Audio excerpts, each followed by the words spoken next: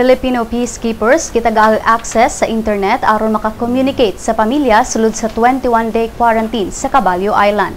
Si Daryl Anunciado sa detalye. Kapin sa 130 Filipino peacekeepers gihatagan og internet aron padayong maka-communicate sa ilang mga pamilya sulod sa 21-day quarantine nila sa Caballo Island. Ang mga peacekeepers niabot kagahapon sa hapon dinhi sa Pilipinas gikan sa Liberia pinaagi sa usa ka chartered flight ug diretso silang pagtransport sa isla isip precaution sa Ebola virus. Wala na sila tugutoy nga makikita silang mga pamilya o paryente.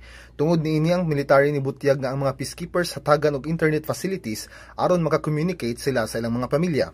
Duna say air-conditioned tent sa Caballo Island ug hatagan sab sila og cable television. Ang mga peacekeepers nibalik dinhi sa nasod gikan sa Liberia diin sila nagtrabaho. Dulan 5,000 ka mga tawo ang namatay tungod sa Ebola virus kasagaran sa Liberia, Sierra Leone ug Guinea. Kini si Daryl Anunciado alang sa Sunstar Pilipinas.